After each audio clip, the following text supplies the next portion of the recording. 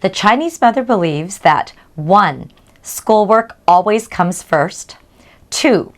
An A- is a bad grade. 3. Amy Chua's views on parenting are so controversial she's been called dangerous, outrageous, even a monster. 6. The only activities your children should be permitted to do are those in which they can eventually win a medal. And 7. That medal must be gold.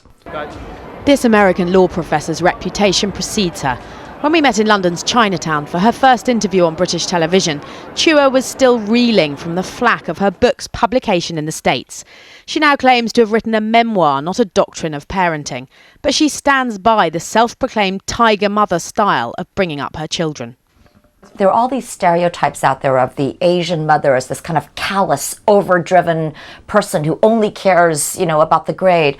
I think that's a deep cultural misunderstanding. What Chua calls tough love for her two daughters, others have deemed brutal. It certainly jars with Western notions of parenting. Do you really believe an A- is a bad grade? I don't believe that it's a bad grade, although my parents did. But it is absolutely true that when they bring home the 96, I say, okay, that's a good job, but can we check out the missing 4 points? Let's see how we can improve. That hard work mentality may explain figures comparing educational abilities around the world.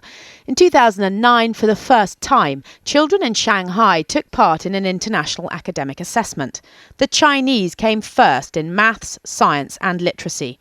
British students came 28th, 16th and 25th respectively.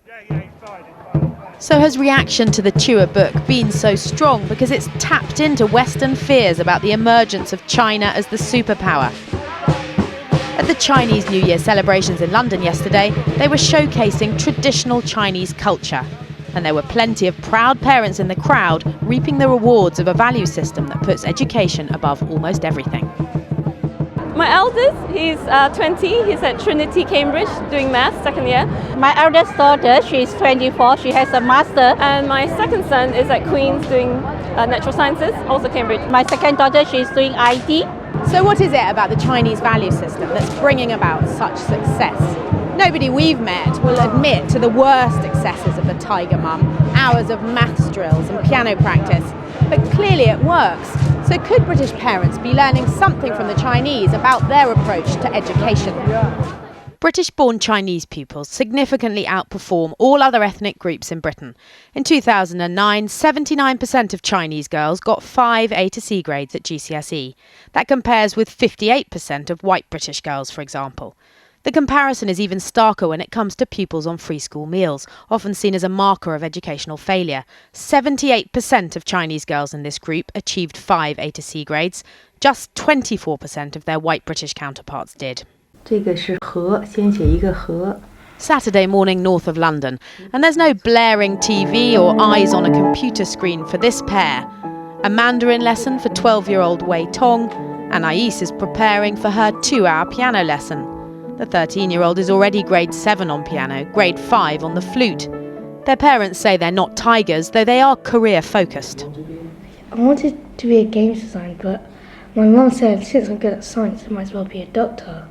As to why Chinese children are doing so well, it's the importance of education in the Chinese culture, coupled with parents willing to make sacrifices.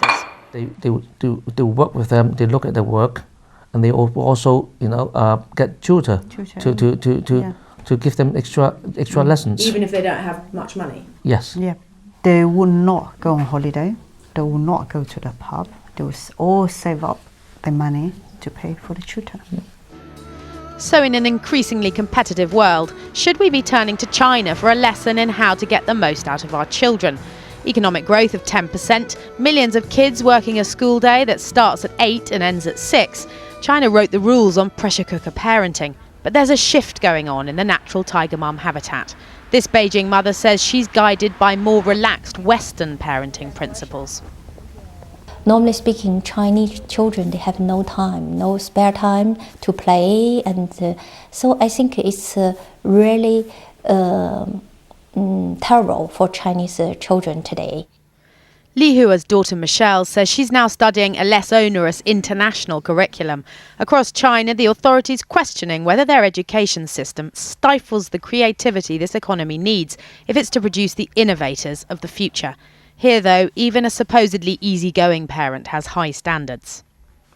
My mom asked me to be maybe in the top 3 in the class, a very high goal. So I have to always move forward and to make more efforts.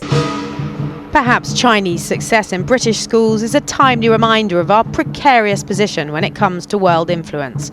So should we adopt a more Chinese attitude, that parents, not the state, are responsible for education? In the Chinese culture, they know very, very clearly it is their own responsibility first, as opposed to the state's accountability first. I came to see that Chinese parents have 2 things over their Western counterparts. 1, higher dreams for their children,